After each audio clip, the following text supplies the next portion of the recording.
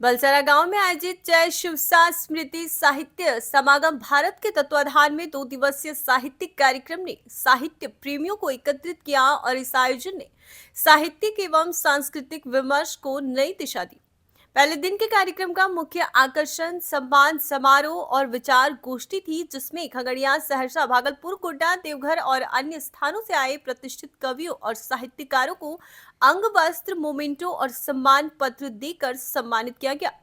कार्यक्रम में शिव कुमार सुमन को विशेष रूप से जय शिवसा स्मृति साहित्य सम्मान 2024 से नवाजा गया।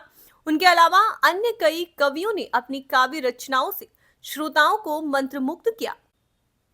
कार्यक्रम के दूसरे दिन का मुख्य आकर्षण नववर्ष का स्वागत था, जिसमें कवियों ने अपनी रचनाओं के माध्यम से न केवल नववर्ष का स्वागत किया, बल्कि समाज की ज्वलंत समस्याओं पर भी विचार प्रस्तुत किए।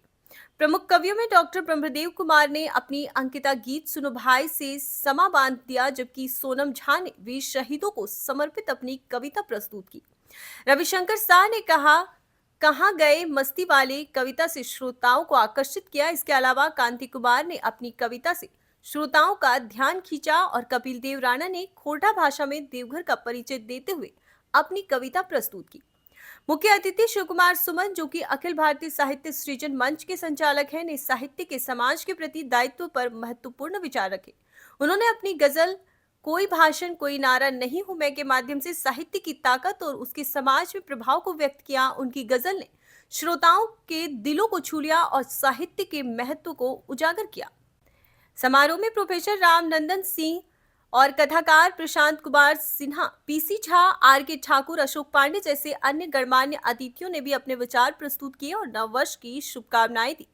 यह साहित्यिक संगम साहित्य प्रेमियों के लिए एक अनूठा अवसर था, जिसमें न केवल साहित्यिक रचनाओं का आदान प्रदान हुआ, बल्कि सांस्कृतिक संवाद भी हुआ।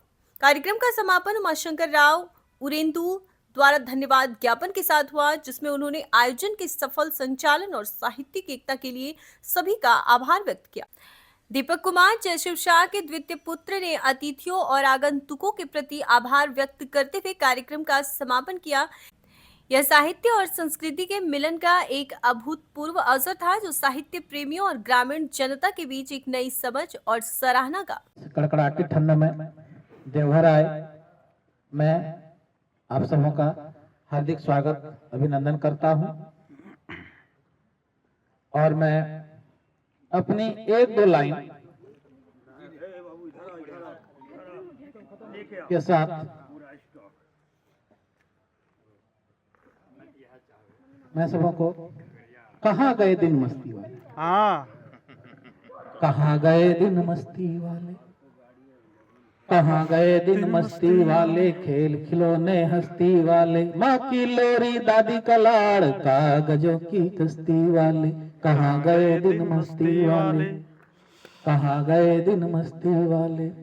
गिल्ली डंडा पकड़म पकड़ाई, पल में दस्ती पल में लड़ाई, साथ में बचपन की वो जरूरत के हिसाब ओम जम्बू द्वीपे भारत खंडे झारखंड क्षेत्र रावणेश्वर बैद्यनाथ धामक धाम देवघर बाबा धाम छ उत्तरे बांका दक्षिणे गिरिडीह पश्चिम जमुई पूर्वे दुमकाम महादेवक फांस बासुकीनाथ धाम छ धामक धाम देवघर बाबा धाम छ।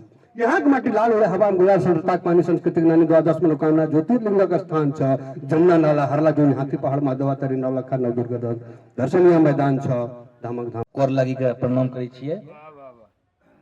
उमापति महादेव की जय। एगो बात है कि बार बार साहित्यकार में ही झंझट हो कि छंद अभाव, तो हम लिखे छियै भाव पक्ष।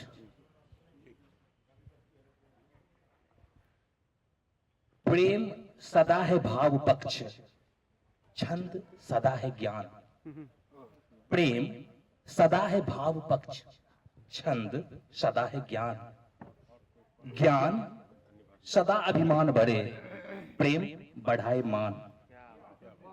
और एक बार साहित्य सरिता आज के, साहित्य सरिता है जनाब, साहित्य सरिता है जनाब, धारा बनिए। साहित्य तो सफर है, काहे किनारा न किनारा बनिए। खैर क्षमा करिए, अगर इजाजत है समय सुनै बैठलो छो मैं आइलो छियै त चाहबै जरूरे सुनै हम से कनी सुनबे दा। और अपने के साथ साथ हम बाबा भोला के सुनाबे छियै। हकीकत यह है शिव को जीवन हम समर्पित कर गए, शिव को जीवन हम समर्पित कर गए, उनको हर एक सांस अर्पित कर गए, शिव को जीवन हम समर्पित कर गए। गंगा में डुबकी लगा के जल भरा, गंगा में डुबकी लगा के जल भरा, भांग और बेलपत्र अर्पित कर गए। वाह वाह वाह वाह वाह वाह। शिव को जीवन हम समर्पित कर गए।